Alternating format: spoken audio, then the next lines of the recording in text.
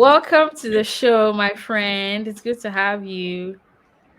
For those who don't know you, do you want to give like a slight introduction of yourself, what you do? Because I know you, but the people may Y- not know. So, do you want to tell them about yourself? Yeah, okay. So my name is Amayo Duke, and I run a handmade accessories brand called Southern Panther, which I started in 2015.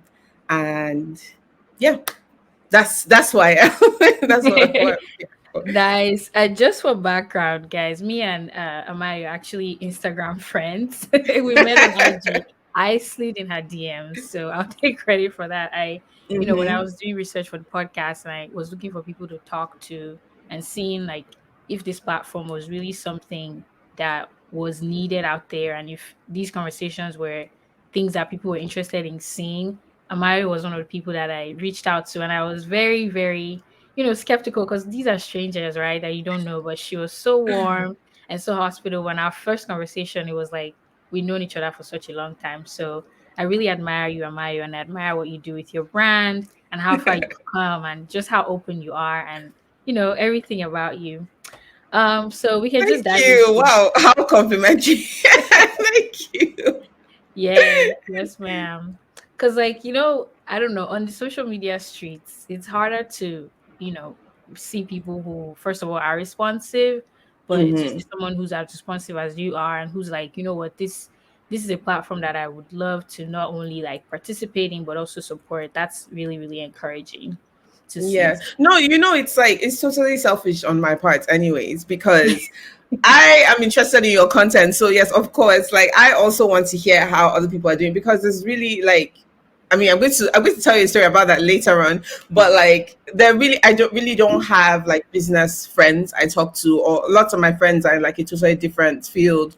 So I'm kind of struggling on my own. So it's like I've always wanted to hear, especially like it's so specific. Like the African market is not the same as all other markets. So I've always wanted to hear how people are struggling, especially in Nigeria. There's just so many things. So like I definitely am going to be pushing you to continue this podcast. Yeah, I have a special investment. So Yes, yes, I love it.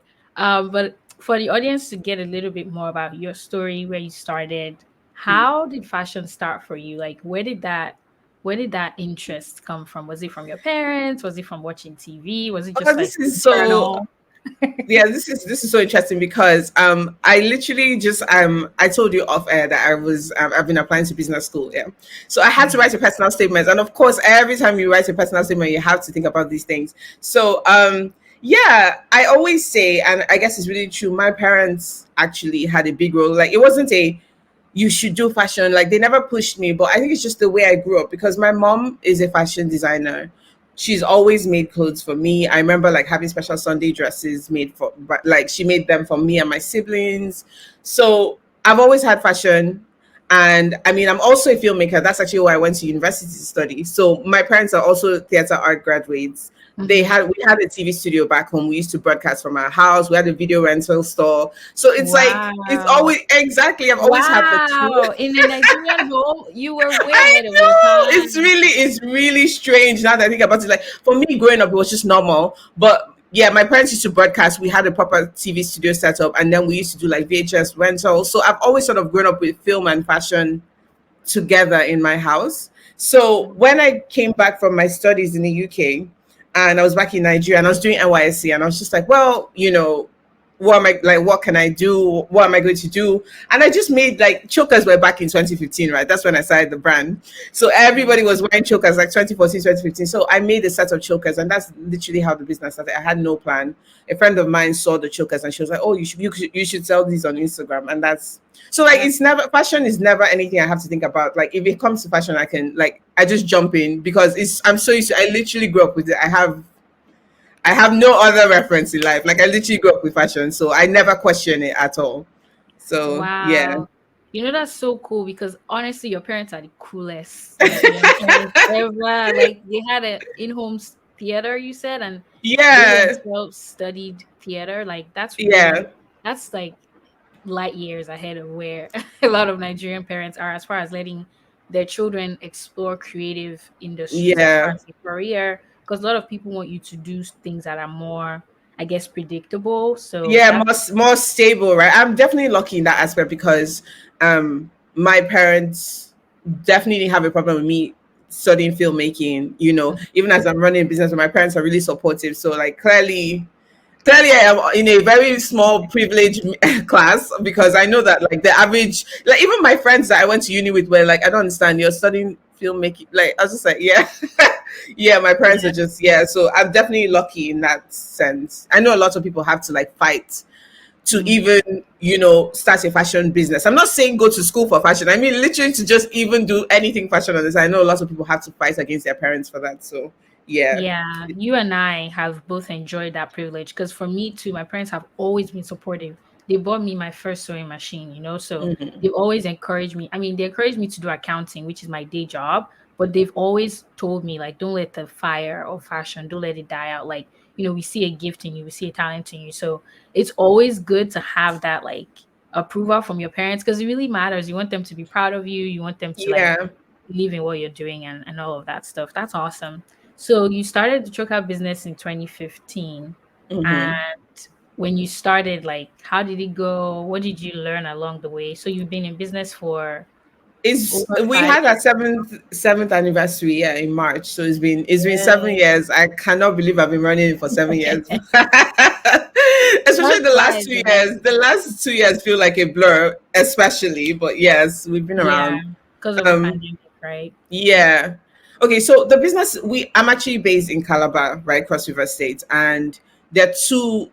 Well, there's a big university here, University of Calabar, and then there's like CrewTech, which is like a polytechnic, and so I have like I guess my friend who encouraged me to start the business, right, with the chokers, she was in uni, so she wore the chokers to campus. People asked, so the business grew pretty quickly, and like we had like a really good price point. I would say the chokers were not that expensive, right? I think I was Mhm. selling them for 1,000 naira at the time, like because like I said, I just started the business. What did I know about pricing? So I was like, sort of pricing them at 1,000 naira. So I sort of I grew quickly in that sense because there were university students and they were buying and buying. And so I got quote unquote early success.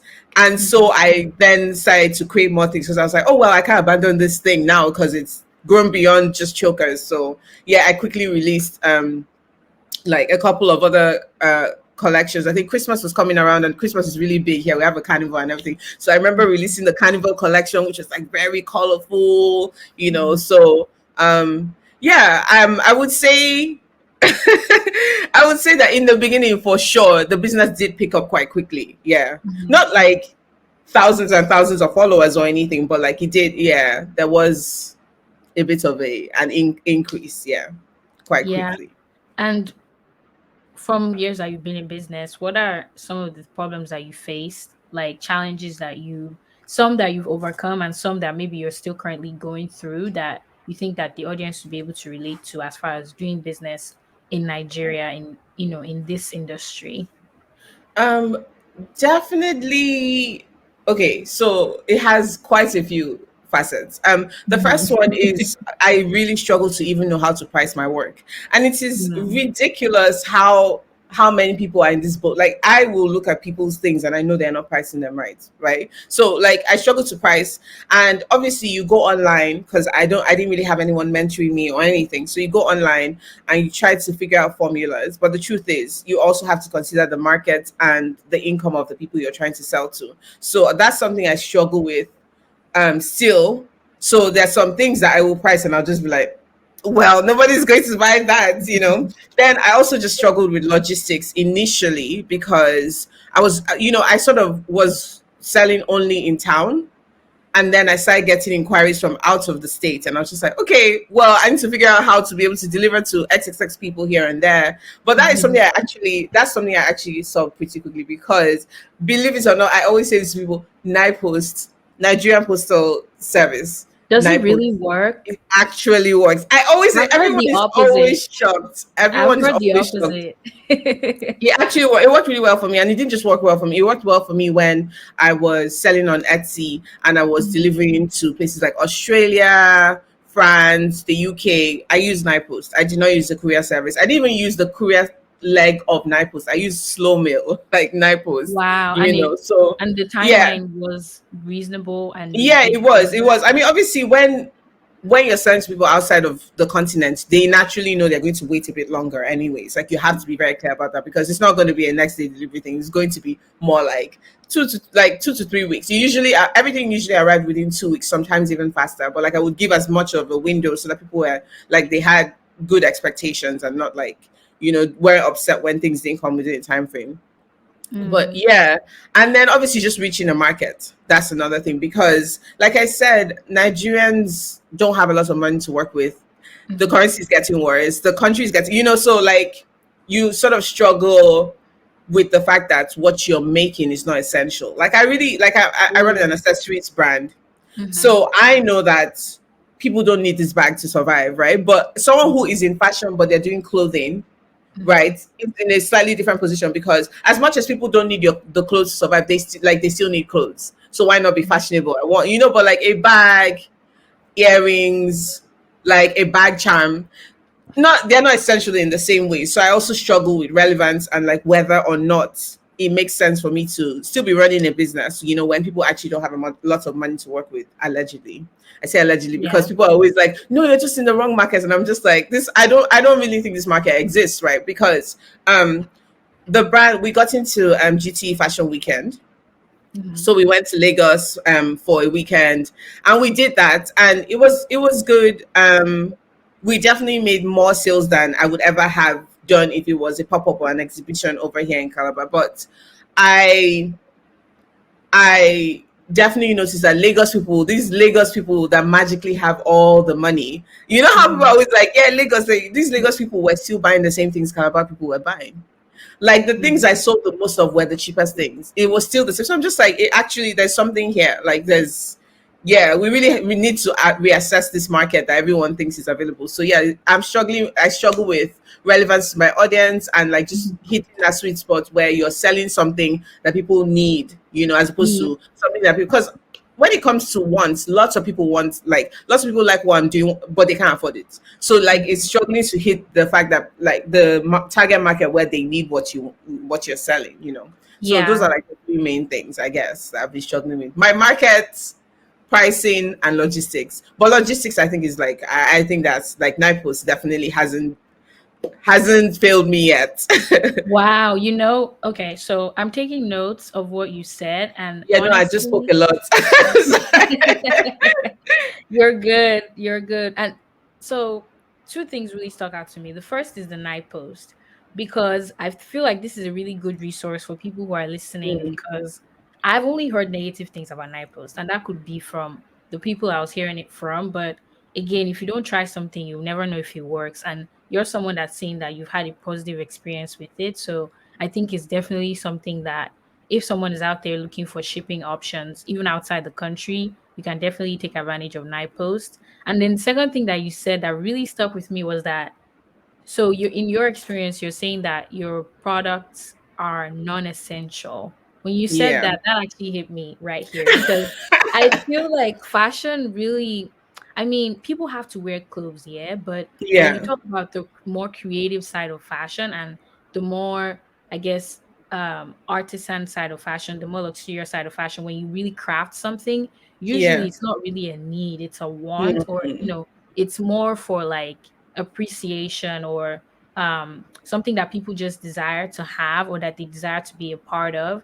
So I yeah, love that you brought up that point, that that's something that a lot of entrepreneurs in fashion might struggle to balance, especially with Nigerians. Like, people don't really want to always pay for the things that we're offering in this industry, and sometimes it can be challenging to yeah, find that balance. And to your point, saying that, well, Lagos people are different from Calabar people, I don't know if necessarily, I mean, it might be true, but maybe it's just because people are new to a brand. So they're like, I know if I'm new to something, I'll just buy the smallest item to try it out first. And then if I like it, yeah, I'll come back for the bigger ticket items. But so you went to Fashion Week in Lagos, you sold some items, you got to meet people. yeah. Did that experience change for for you how you looked at your business, as far as like what you should be doing or the people that you should be targeting? Yeah, so like I said, I always got like people always say that I am in the wrong place. So they'll be like, no, you need to come to Abuja, you need to come to Lagos. And like I said, I found that Lagos people are not any different. I don't know if it's because GT Fashion Weekend is very young in Mhm. terms of like the clientele that it attracts. So like Heineken Fashion Week, I think it is Heineken, right? That does fashion, Lagos Fashion Week Yeah, has you. more of an international audience, and they're you know like it's a certain type of person that attends that fashion week as opposed to GT Fashion Week. Is lots of young influencers, you know, like the young fashion crowd, right? So Mhm. I found that there was literally no difference. Like they bought more, but they still bought the same as caliber people. So going from that, I was just like, okay, well, there is no for me anyways, because the brand is also, I mean, unfortunately people say this a lot, but I don't think so. But I know that there's also Nigerian sensibilities. The brand is also, it does cater to a younger audience. Like it's not people in their 50s that are buying most of what I'm making on the brand, Mhm. right? So I know that my audience can't really afford a certain like, you know, like the more my skills upgrade, because it's me making most of the products, right? The more my skills upgrade, the more expensive things get, the less I become alienated from my original audience. And that's something I've had to contend with, right? Mhm. Because I really have moved away, as the brand has grown, I've really moved away from beaded work like chokers, simple necklaces, and now I'm doing more complex things. I'm making bags, I'm Mhm. like doing really complex crochet work and stuff like that. And so I've had to contend with the fact that this university crowd, this young crowd that I started with, I've had to sort of Mhm. leave them behind because they don't have access to disposable income in the same way.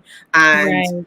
yeah, and the things they've just gotten more expensive because I am the main producer. My skills have upgraded, and so the prices are going up as well. So Yeah, it's and like it's something I've really struggled with, because I felt a bit sad about that, because unintentionally I created the brand around them. But it's also something I've had to realize that, well, if I am the only one, you know, if I am maturing as a person and I am the only producer, then of course it's just a natural consequence. There's nothing I can do yeah. about that. Yeah. And I love that you said that you used some words that stuck with me. First, you said your original audience, right? So Yeah. when your business was in infancy, the same people it was catering to may not necessarily be the same people that it caters to as the business grows. And Yes. I think for a business, growth is only natural. Like it's the natural thing that, as your skills get more advanced, that your prices would increase or, that you would even change. Because my understanding is that you're no longer making chokers and the things that you initially started with. So I think it's okay for your target audience to evolve with your brand and for people to kind of circle around and change. Like where I shopped when I was 16 is not the same place I shop now. So like I think it would be strange for me if I tried to, as a consumer of fashion, if I stuck to the same brand from like childhood up until adulthood. My tastes evolve, my style will change. I'm sure I probably won't dress like this when I'm older. It just things come with as you grow and evolve. And I think that's natural for the business as well. So I'm happy that that's something that, you're realizing and kind of working along with. Yeah.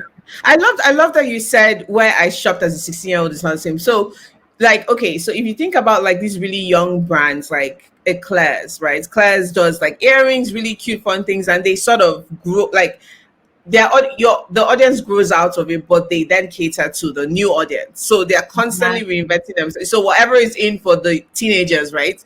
So that's an example of a brand that like says with its original, like we are targeting these people and that's X and the X. But yeah, so my brand can't really be that brand, because all the people who are in university when the brands are out, they've graduated, they're done with university. So yeah, Yeah. naturally, yeah, the brand had to go. I really actually felt kind of sad about that because, like I said, we're sort of a university town, and I like the idea of always being like catering to the university crowd. But yeah, no, it's actually Yeah. not feasible, because you see what I told you about how I was charging 1,000 for those chokers, which was the wrong price, right?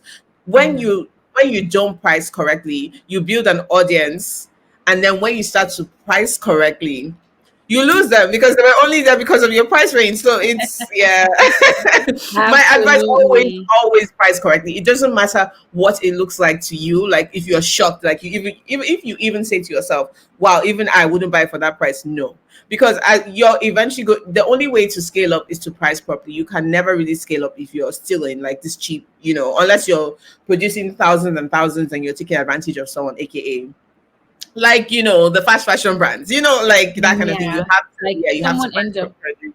someone ends up having to pay that price and Yeah, someone either on the chain ends up having, and I guess maybe because I actually adjusted my prices really quickly. I think within 2 years, I was just like, no, I can't charge like this anymore because I am the one producing. And I promise you, after you have made 16 necklaces and you now see that, oh, you're paying yourself 200 naira, you have to really ask yourself questions. You just have to- you have to have a meeting with yourself like come yeah, on now. Yeah, yeah, I hear you. And you know the thing, since you like being in the with the university students, you don't always, I mean, this is completely up to you, but what came to my head when you said that was you can have some high ticket items and some low ticket items. Everything doesn't have to be like super expensive. You can have some things that cater to them just so that they get introduced to the brand, so that when they do yeah, graduate and have more disposable income, because they already know and trust you, they will be more inclined to purchase from you, right? Because they already had yeah, positive experiences with your brand. So that could be something to consider. But I was also going to say that how do you mentioned pricing correctly? What yeah. information or resources do you have to help people price correctly? I don't think, but my understanding is I don't know if it's a perfect science. I know there's some formulas like Mm. your cost price plus how much profit you want to make should be your selling price. But in your experience, what resources, formula, or anything has helped you, price correctly? Okay, so at some point I was on Etsy. I say at some point because my journey with Etsy is a whole other conversation. But at some point I was on Etsy, and when you start selling on Etsy, Etsy actually has this like really small formula that they recommend. They'll be like, oh, your cost, what is it? Your cost times, I think your cost times 4.4 is your selling Wow. price. Your cost times 2.2 is your lowest sale price. Like it's Mhm. something really basic. And of course, trust me, like I just followed it immediately. I was just like, yeah, okay, Etsy said I should sell like this. I'm not going to like, I've had to adjust. I think last year I started looking into other formulas and they'll vary. There's no exact science. That's the truth. Because in fact, I was watching a video and the person was like, actually, all these formulas are a guide, right? So Mhm. you get the ideal price from the guide, and then you now look at what your competitors are selling at the same, like you start. So you have to decide where your competing market is.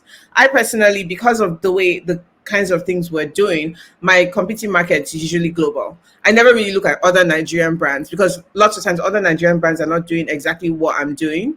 And I'm also like, well, this brand needs to sustain. So, but you might also want to look at your other, like, say you're doing a beater bag and you've come up with a price. You now look at what other people in Nigeria are selling beater bags for. So it's really like, you can't even really say I must make so profit on this. Like you really have to gauge between the market and the formula. But Etsy had such a, like, it was just a simple formula, and I was just like, okay, I'm going to You were follow that using. formula.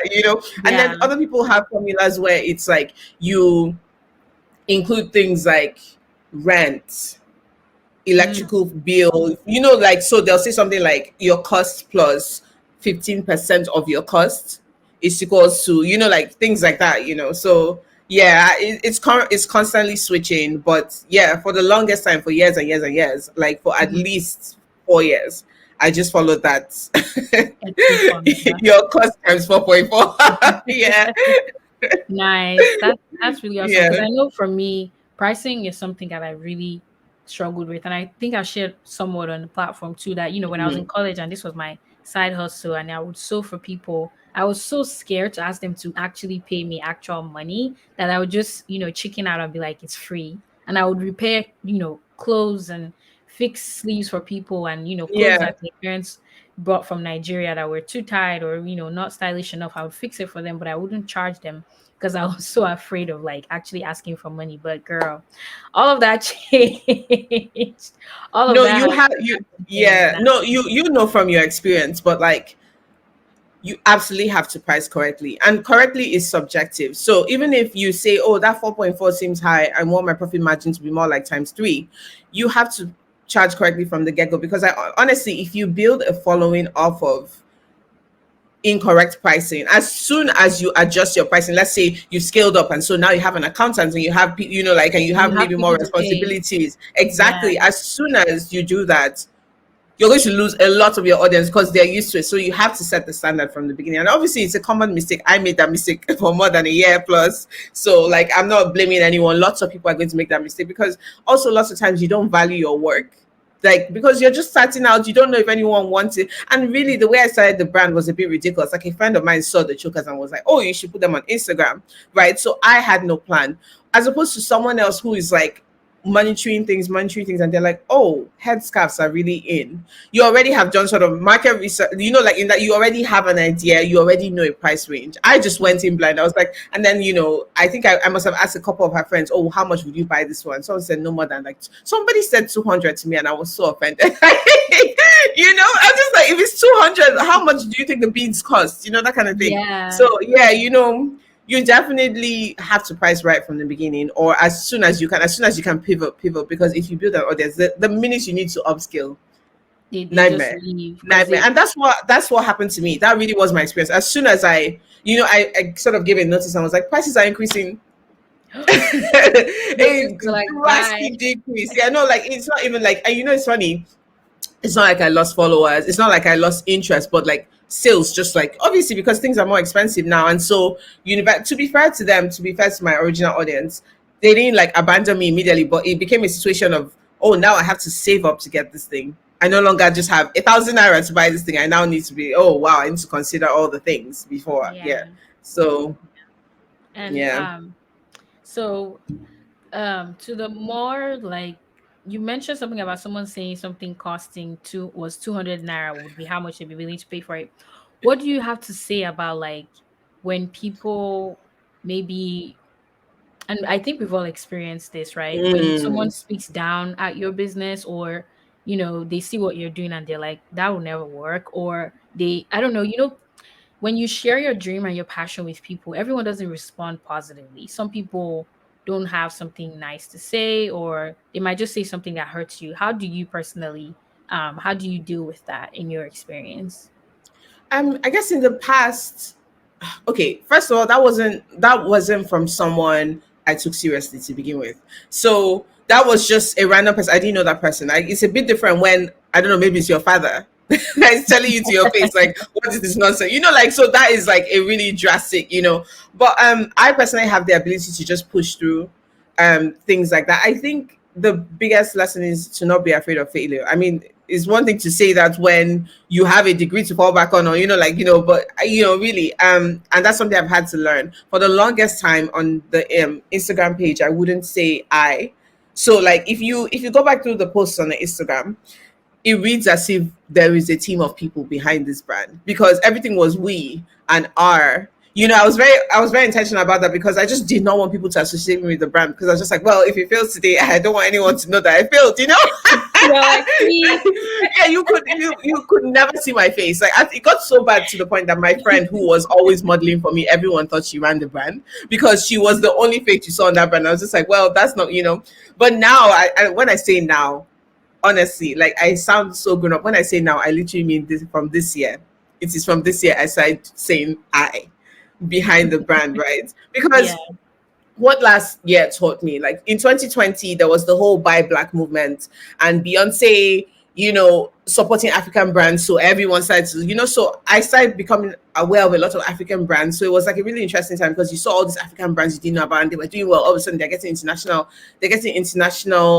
exposure and stuff like that. And then I also went through 2021 and realized a lot of things. I realized that lots of brands have more access to money than me.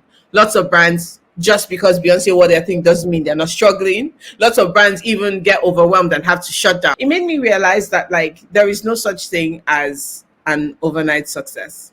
mm-hmm. There really is. That's the biggest thing I've realized between 2020 and 2021 and now.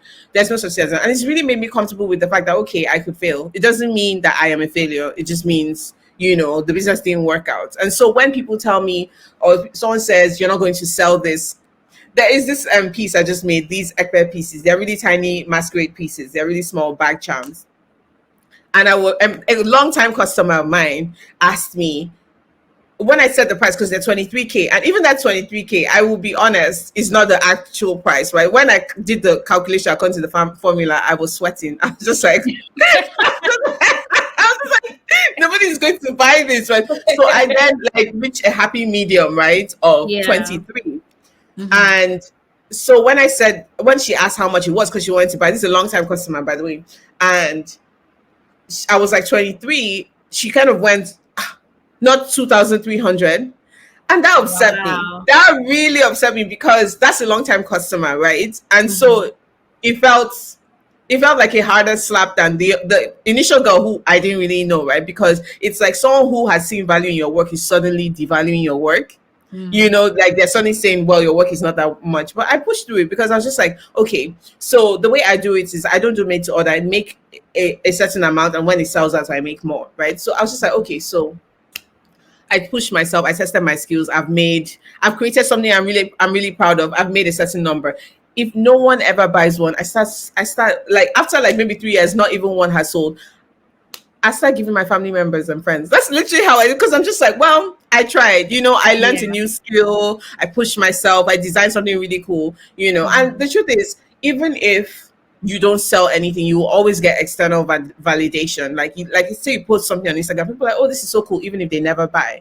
And I'm just Mm-hmm. like, it shows you that your work is nice. What you have done is you've designed something really cool that people like. Just because people are not buying it doesn't actually mean that you yourself are a failure. It's lots of things. The economy right now is a joke. So so that's how I like. That's I mean, it's very hard to push through in the moment. It's very hard, especially when you sat down for months and you've not sold anything. But really, Yeah. I've had to get Ooh. comfortable with the fact that this entire business might fail, and that's okay. That's okay because Yeah. last month. Sorry, I'm talking so much, but No, last you month you're the guest, girl. You're here to talk. last Go month ahead. I we turned 7, right? And I was just like, wow, it's been 7 years. What have I been doing for 7 years? So I decided to like go back to my first college. I literally decided to chronicle the entire thing and do an archive where I put all the pieces. Like, so if I did necklaces of a certain type, all those colors together in one picture. So if you go to the page now, you'll see like the entire archive of all the pieces I've done. It's Which, by crazy. the way, what's your, well, we can, at the end of the show, we're gonna plug all your pages so that people can go and check you out. Yeah. Yeah, Yeah. it's Southern Panther on Instagram. But if you do go and check it, you'll see the entire archive. So, like for the last 2 weeks of March, I was just posting things from the archive, and it really made me reflect because Southern Panther is not like we're still struggling at 400 followers, by the way, and I've been doing this for 7 years. So it's not the biggest. Like this is not a brand that you can say, oh yes, they are like I don't know 16 point something K followers. Like so that you can quote unquote see the numbers in the followership, the growth in the followership, right? Mhm. But posting the archive and just putting honestly, I had to get like 3 hard drives out and go and search through laptops, and it is over 35 products that I have made majority by myself. Wow. And like just going through the archive and seeing how many colors, and I just remember how many times I had to restock. There are products that I restocked up to like 6 times over a course of like 2 years. It's crazy. I'm just like, I don't care if this business feels small. I have an entire portfolio. Yeah. Really, You really, you really, learned really. you learned something. You learned I several just saw, things. I learned so much. I just saw how much my skills have evolved. I only knew how to put string beads together. I'm sewing what? I'm sewing bags. Crazy. That's crazy to me. I have worked with an artist in Benin. Like we did like metal casting and we did brass pieces. That's crazy to me. I don't like I don't even understand. Like I make fans in collaboration with artists in Kano. How? If Yes. somebody told me Yeah. from my so like I'm sorry, like you have to look back and honestly if something about that fails today, I have a portfolio and I know that I am capable of a lot. So like yeah, I look at your own work, look at your own growth because sometimes you can't see it. All you think about like with today, all you think about is numbers. You think, oh my god, my followership. But honestly, if someone was to audit Southern Panther's account, there's no way we've not, like, there's no way, obviously it's not all at once, but there's no way we've not made over ₦1 million. That's just the truth. Mm. It's been 7 years, right? But you don't process it because it's not happening all at once. You've not Yeah. suddenly been discovered by Beyonce and you've not gained 9,000 followers overnight. So Yeah. you don't process it the same way. So honestly, when someone tells you you're not going to do, it's fine. It's fine. I'm allowed to not do well. I'm actually, like, as a person, you're allowed to not do Yeah. well. You're You're allowed allowed to to fail. fail. That's what Yeah, it you're means allowed to to be. fail.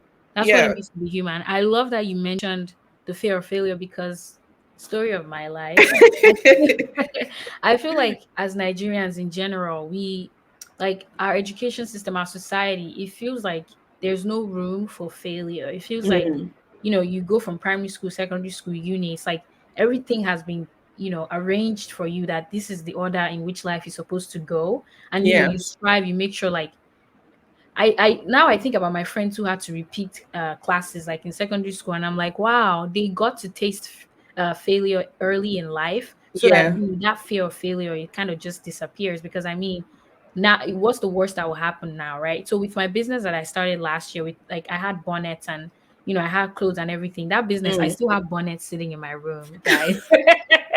From that business, bonnets that didn't sell.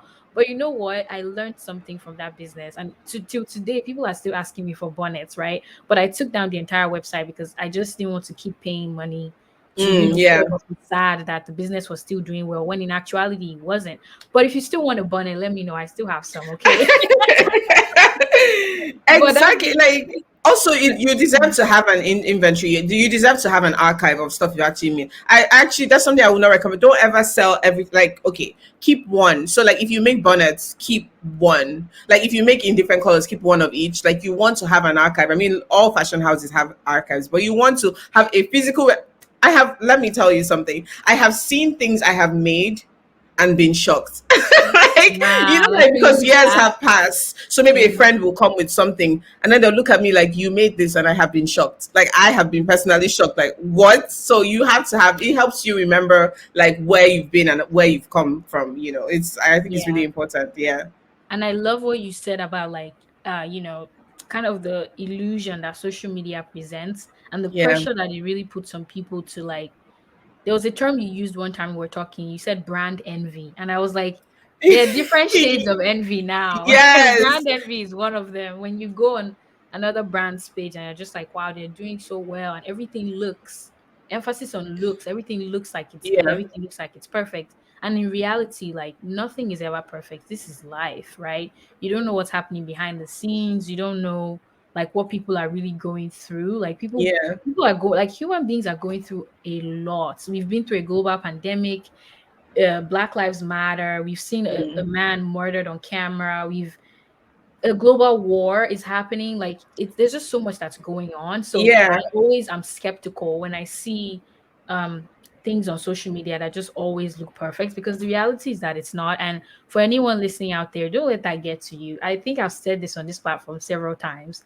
Unfollow, delete, like you can take breaks, you can love people and genuinely support them, but you don't have to continue feeding yourself this image and this idea of perfection if it's not working for you, your Yeah. mental health or your business. But I just wanted to add that to the Oh conversation no, too. that's really good because that's something I definitely wanted to mention as well. If only I had done bullet points. But yes, I honestly have this, like, if I even, like, so if I see, let's say, the owner of a brand and they, or a brand, right, and I see that they're doing something and my initial instinct is not, oh my god, that's so cool, or yeah, that looks nice, I'm happy, I unfollow. If I Mm, even have a slightly negative, because like it's not healthy in the long. You can lie to yourself that you are supporting that brand, but honestly, if every time they're doing well you don't like it, then you need to unfollow. You need to unfollow. Like, and I don't know, there's also like this strategy where people try to like just follow a lot of brands hoping that they will sort of also get their customer unfollow. If you're not, honestly, if you're only in someone's comment section, this is for me personally. If you're only in someone's comment section because you are thinking about what it can get you, like if you're only in a comment section thinking, oh, if I'm really active here, then maybe their customers will click, or if they reply to me, or if I repost this person, then maybe they'll repost me. Don't do it. Yeah, Don't it do feels it. like a Doesn't get lot. you anywhere in the long run. It's also very stressful to maintain. You know, that kind of like, it doesn't. I know it's a strategy that people use. It's a strategy that when Instagram was new to business and people, they were, oh, this is how to grow your followership. Be in other people's comment sections. And no, it doesn't work. It doesn't work. And take it from Yeah. someone who has tried. It doesn't work. And Um, honestly, I I am tired of the social media gurus and experts that are like post 3 times a day, engage, no, I was really burn okay. you out. I have a Burn you resource for out. people. Shopify. It's weird. Shopify is like obviously for building websites. So I had tried to make a website for Southern Panther a while back, and then I realized I didn't have money to be paying that fee. But what happens? Shopify will give you like a 2 week free trial, and then you have to start paying from then. So obviously, I canceled the trial when I couldn't afford it, right? But they still email me. Shopify constantly emails me like posts about like they'll interview entrepreneurs. They constantly. So Shopify is a good resource. Like even if you just sign up for their newsletter, like they will email you stuff. But it's on Shopify. I saw they had emailed three different like people who it was something. The article was something like these are people who have failed multiple businesses and how they are doing now. Something like that. So it was just such a Yes, good article. I was like, okay, yes, I'm definitely reading this. that's And they're what just I talking want about to see. they're just talking about their failures, and things like that. And yeah, so I think Shopify is definitely a thing that I've read a lot of their articles. But yeah, one of them said something that really stuck with me. They were like, you can't honestly, if posting every day is not for you, don't do it. Like you have to find what works for you and your audience. Like if you're forcing yourself to post every day, you're going to fall off. That's the truth. You won't be able to maintain that. I'm not someone that posts every day. They said you have to find a middle ground between consistency and like you have to Your be personality. consistent. Yes, Yeah. you have to be consistent. So you don't want to post once every 4 months like I have been known to do from time to time. But you also don't want to be posting every day if it's something you can't sustain.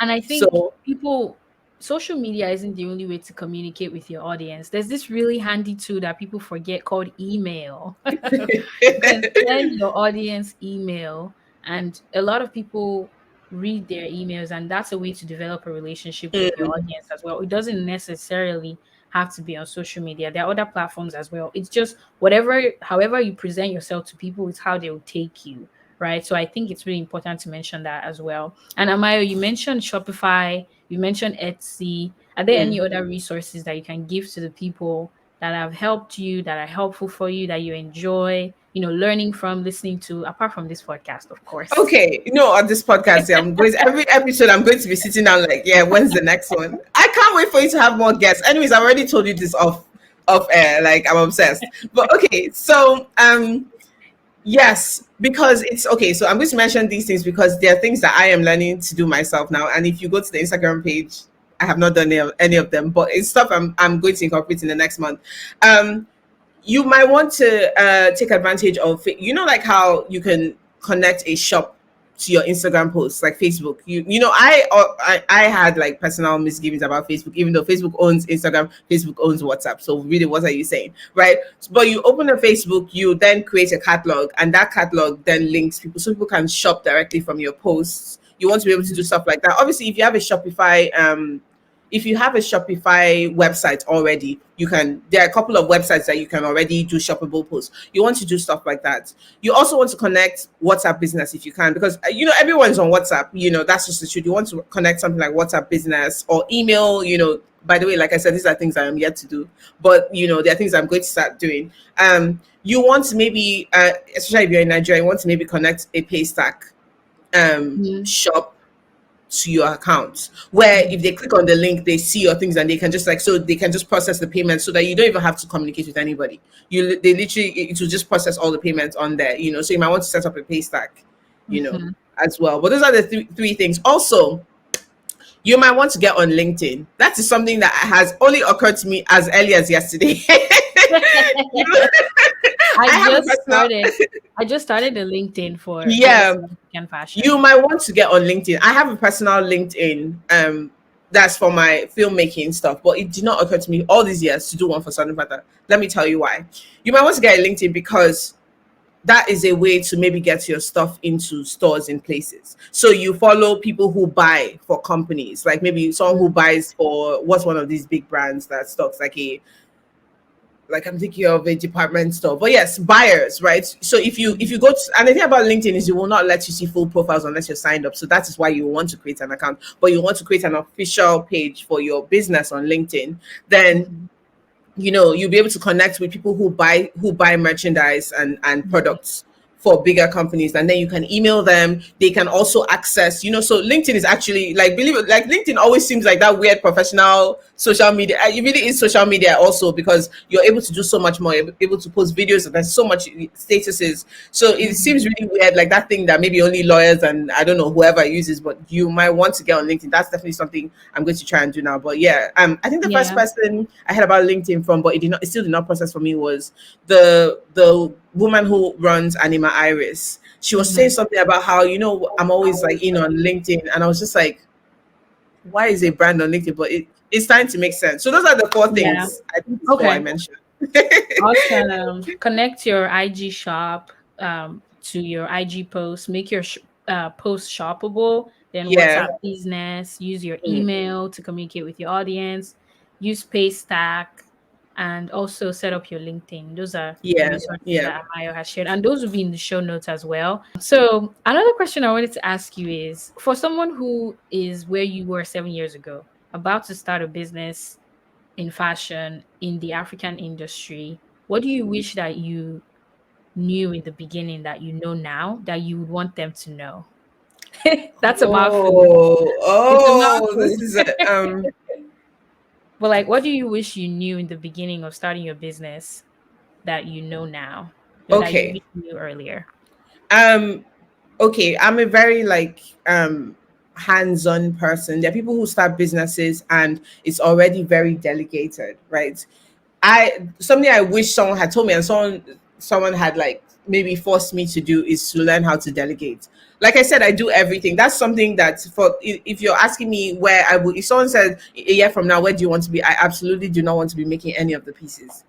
Not Hmm. even one. Not even one. I literally want to design, see the tester product made, and then delegate. So something is to not be like, to let go of control, to delegate as much as you can, because like we're so blessed, like on this continent, or maybe even the planet in general. There's almost always someone who is doing what you need. Like, if you need to make, I don't know, necklaces, there's someone who can do, like, there's always a crafts person ready to do the work, right? And knowing Nigeria, they're not even going to be that expensive. Like, what I mean is, you can still sell the product with a profit, right? So delegate as much as you can. I mean, obviously in the beginning you might not have money to work with, so you'll be making the stuff by yourself. If you're a tailor, or if you're someone that can sew, you might be sewing the bonnets yourself personally. But as soon as you can, Yeah. because you are, as an entrepreneur, right, you are not part of a business structure, right? You're going to be wearing way too many hats. Or like, you need to, like, if you are the one producing as well, I don't know, like, honestly, the most successful brands I've seen where it is one person producing is a very different structure. It's a very, Hmm. very different structure. It's a structure where they're not producing a lot of products. So maybe it's like five products and there's a huge pre-order list, because it's one person producing. So if that's the Yeah. structure you're going into, yes. But if you're really trying to be that business where you're doing lots of things, you're stocking in lots of places, no, you have to learn, you have to decide on building a team, you have to delegate, because Yeah. that's something that after 7 years, I'm only just transitioning out of. And I honestly, like, in the beginning, I used to say stuff like, oh, I don't want people to copy, because like I already knew that my things were getting more and more expensive, and I already knew that it wasn't a skill that everyone knew. So I was just like, I don't want the person that I train, because I would have to train. So I don't want the person I train to then go and sell the same things for less. And I'm just like, even now looking at myself, I'm just like, okay, girl. we All right. we live and we learn, you know. Yeah. So that's like, Yeah. that's the biggest thing. And also, I guess the something I'd say is, um have a very clear idea of why you're doing what you're doing, right? Mhm. Even if you're just doing it to make money, have a very, because if you catch on, if you start getting a customer base, there are things you will start doing that you personally don't care for. And as soon as you don't care for the things you're doing, you will fall off. Like, let's say you run a, I don't know, a t-shirt brand, right? And all of a sudden people are asking for bandanas or something. I don't know, something that's not really something you ever want, and you start doing it, and then before you know it, you're only producing many bandanas. You're just like, I don't recognize this business. So Yeah. have a very clear idea of what it is you care about, because at the end of the day, when you're an entrepreneur, your style comes a lot into the identity of the brand, Mm-hmm. your personal style. So you don't want to one day not recognize your brand. That's something that happened to me at some point during Southern Panther. I realized that in the beginning I was always wearing my own stuff. But like for 2 years, I had not worn any. Like I couldn't even bring myself to wear because I did not care for the designs, and I was just like, okay, well, I need to pull back here. I'm doing it. I'm doing too much because I was chasing trends, right? That's really what the problem was. So have a very clear idea of what you're doing, and see I the trends will love come that. and go. Yeah, I love two things that you mentioned. One, delegating, because I think, and this is, I'm gonna have another entire episode about this in season two, actually, where I talk about my experience, learning tailoring in Nigeria versus seeing how fashion and being a seamstress is done here. And one huge difference that I've seen is that in Nigeria, they teach you to be everything, right? So Mhm. you're the designer, you're the pattern maker, you're the actual, seamstress that's doing the sewing, you're the person that's putting the pieces together, you're the stylist. It's overwhelming. Like you can't you can't do Yeah, everything yourself. Meanwhile, what I've seen other people in different parts of the world do is that people pick one thing in the fashion, um what you call it, ecosystem, the and chain, right? the Yeah. chain, and they Mhm. focus on that, and they get really really really good at pattern making, to where you bring the most complicated style and they'll make the pattern for you. And I think that's something that, for African fashion entrepreneurs, for tailors especially, that we need to start tapping into. Pick Mm. one. If that's what you're going to specialize in, do that, and then for the rest of the chain, just delegate. And Yeah. I think it will work better. But something else that you mentioned, was knowing your actual purpose in the business. I think Yeah. that's so so important, because these days it feels like, let me just jump on the next trend so that I can get a few sales and be part of the trend and move on. And I think trends are inspiring, and they tell you what people are wanting to see or what they like. But if it doesn't align with what your core purpose or your core vibe, I guess, is for the Mm. brand, then it may not make sense to like adopt. But if it aligns with your brand, then that's like, oh, perfect alignment. So I love that you brought that up as well, because you don't want to wake up one day. My biggest fear is that I'll wake up and I'll realize that I built, like, so growing up, you remember these movies that we'd watch about, like, they built a robot, but the robots ended up taking over the whole world and they couldn't control. And Yeah. everybody's running to try and turn off the robots. And you don't Yeah. want your business. You don't want to build a business that you wake up one day and you're like,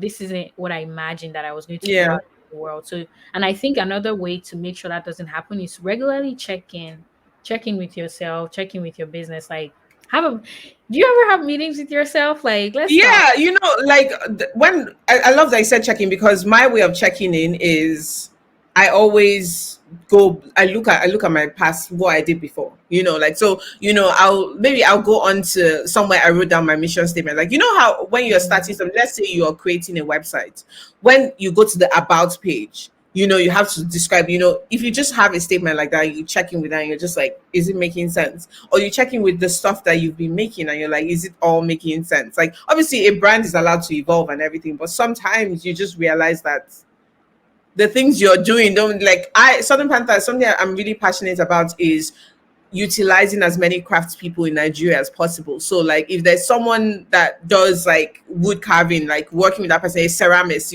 my goal is actually to work with as many crafts people. But I have been handling like 98% of production for the service. So obviously so I'm just realizing something is not clicking. In my need to protect my quote unquote designs, I've actually not delegated anything. And that's Mm. something that I realized I can't, like, that's not what the kind of brand I wanted to run. Like, I wanted Southern Panther. When you go to Southern Panther, you just be like, oh my God, in Akwa Ibom, they do this and this brand did that with them. In, I don't know, in Benin, they do this and this brand did that with, like things like that. I don't want it to be like, yes, there's this one very talented girl, because then you're just the one person, right? But like I am like really passionate about like exposing craftsmanship. So I'm just like, okay, Yeah. but if you're the one making all the things, it's all about you at the end of the day, Yeah.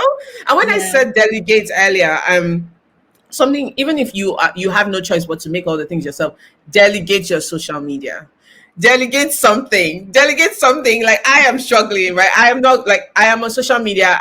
Honestly, I'm wearing too many hats, right? And that's something I really want to, if in fact, if there's anybody who Yes, if you're looking for a position, if if you're good at anyone is looking for a managing. position as a social media strategist, right, or like social media manager, please hit me up. Like, even if it takes me some months to get your salary together, because honestly, I'm doing too many things. I was working on my CV, and I realized that I am the photographer, I am the sales and customer service person, I am the social media strategist, I am the head designer, I am the creative director. What? It's No, overwhelming. Yeah. unacceptable. Like, back then, like maybe earlier on, when I started the business, I'd have been really proud, like, oh my god, look at all this. No, I'm older now, and I'm like, no, that's a lot. That's ridiculous. Like, it Mhm. it, It's it not makes no sense. sustainable. Yeah, Yeah. and you will drop something from. There have been months and months where I've not posted on social media because guess what? It's a lot. Burnout. Like, Yeah. so delegate something. Delegate something, even if it is literally that you are not the one doing deliveries, because sometimes I am physically the one doing deliveries. I am the one carrying packages to post office. Wow. Yeah. So I love delegate that you something. I love that you mentioned that. It's so, so, so important. Um, Yeah. so what's just a quick fun question as we are, rounding up. What's Hmm. the best purchase that you've done so far in 2022? Like something that you bought, doesn't have to be business related, that you're like, wow, this has been missing in my life. um okay, it's actually really ridiculous, and it's not from 2022, because I'm just realizing now that I haven't gotten anything in 2022, but I got a pop socket for my phone last year. Hey. Game changing. It must be like, I honestly, do you know how many times my phone has hit me in the face because I've been holding, Oh, like when you're in bed and you're holding up your phone and it falls, like it slips. I can't tell you how many times I've dropped, like the amount of times I have dropped my phone since I got that pop socket has reduced by at least 98%. Like, nice. that is, like, it's so ridiculous how I stayed away with it. It's just one of those things that you knew people were having, but like you didn't process, like you did just didn't process that it might be something you need, right? Yeah. Yeah, that's something I got last year, and I can never go back. I can never. I literally, if It's I so don't know how helpful, to right? hold a phone without it now. Like, I literally can never go back. Yeah, And you can, watch, TV or whatever, and yeah. turn it up and yeah, No, that's so yeah. helpful. Oh, I was gonna That's such a cute question. yeah, because for me, I think the best thing I've bought this year, I bought like one of these heating pads that you plug in and it's like heat. So if your shoulder's hurting or your back's hurting, and Mm, trust me, I just after a long day, I just put on my shoulder and I'm just there watching TV. Game changing, y'all. yeah. So that has been helpful for me. But there was something you said earlier Hmm. about why you were a little bit skeptical about delegating for your business, as far as like not wanting people to steal your idea. Hmm. I was also going to like add to that and say there are legal ways that you can protect yourself. There are contracts that people can sign, there are agreements. So for anyone listening that that might be your reason for hesitating as well, definitely make sure that you're protecting yourself legally. And that's something I want to do on this platform is bring a lawyer to come and break down all the Mm, legal, information for us so that we know, because we do know that people steal other people's designs, which isn't very classy, but people still do, yeah. so I know that there's legal ways that you can protect yourself, and we can definitely tap into those and take advantage of those as well.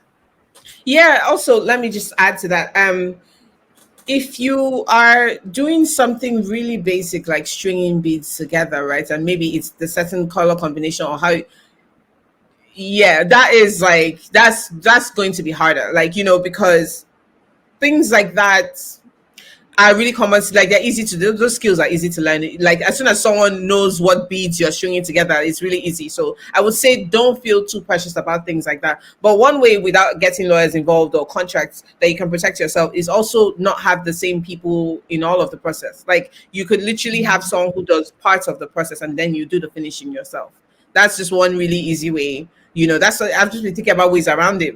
So cut cut the process up into bits, so that not one person knows how to put it all together. I mean, there's you always run the risk of people. And also, I've also just come to terms with the fact that if I am training someone and sharing skills, then it's just a natural consequence, and maybe I should not be too precious about It's, I mean, yeah, it's one thing if you're a customer, right? It's a different thing if you know that thing we've been seeing where someone will order one of your pieces and Mhm. then go and mass produce it, like it's been happening with small Oh, brands. Oh, I that thing haven't is been awful. seeing that. Oh, right, they're like bigger brands, like think of the big fashion, fast fashion brands. So, but there's some bigger brands run by.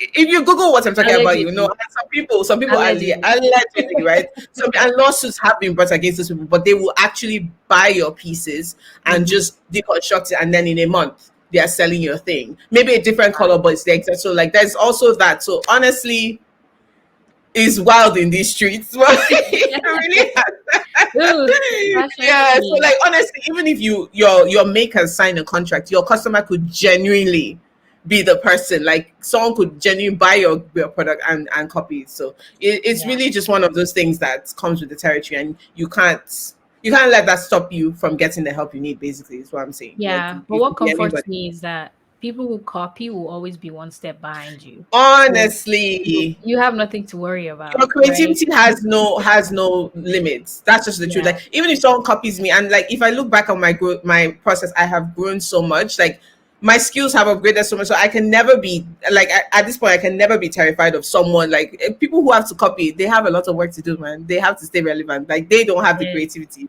so they have to constantly copy. It can just be really painful when they then go on to sell it like cheaper than you and sell loads more than you. So I totally get the apprehension as a Yeah. person. Yeah. Yeah. Yeah. Wow. Ugh, this conversation has been so good, so enriching. Like I feel so great, and I'm glad that I had the opportunity to, talk with you today. For the people who are looking to connect with you and your brand, where can we find you? Where can we follow you? Where can we, connect with you after the show? Yeah, so what I did was because I'm trying to really refocus.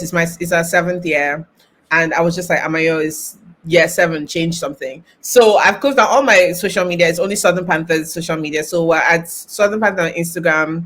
We're at Southern Panther on TikTok as well. And I honestly have not figured out. So I'm still trying to figure out. I think I've only posted like 2 videos. I'm still trying to figure out what exactly we'll be doing content wise there. I said we, the brand, I will be doing content wise. I need to stop doing that we thing. I will be doing on there. But yes, You said we're on you're going to TikTok. be hiring more people this year, right? So it is Yeah, no, we. it's definitely something I'm trying to. But at the moment, since it is still an I, because I'm trying to get out of that habit. But yes, we are on TikTok at Southern Panther, and we are on Instagram at Southern Panther. Southern Panther is with 3 R's. So Panther 1, 2, 3, 3 R's at the end. Yeah. And all of that information will also be in the show notes for everyone to access and go support Southern Panther, get to know them, see what they're about, order from them, and don't replicate their stuff, please. Honestly, guys, please come check out the archive. If you're like, even if you're not interested in anything else, come check out the archive because I'm really proud of it. Like, yeah, that took me a lot to make, and that is really a representation of the brand's growth so far. So that's something I'm really proud of. Yeah, Yeah. absolutely. Absolutely. Well, we have come to the end Yeah, of the Aperture, it's always so nice talking to you. Thank you so much for having me on the podcast. Like, I know that you and I can go on for hours, so it's good that there's a time as we limit. have in the past. Yes, yes, absolutely. I love like your perspective. I love hearing from you, and I'm so happy that we're finally able to bring you on the show, to talk to everyone. So thank Yeah. you so much for being here. I so appreciate it. And let us know what you think about the episode. If there's anything that we discussed that you want to hop on and talk about, feel free to tweet using the hashtag Business of African Fashion. You can slide in our DMs, let us know, how you felt about the episode. If there's anything that resonated with you, like just give us your feedback. And on YouTube, feel free to add your comments in the comment section as well. And we will see you on the next episode. Bye, everyone. Bye.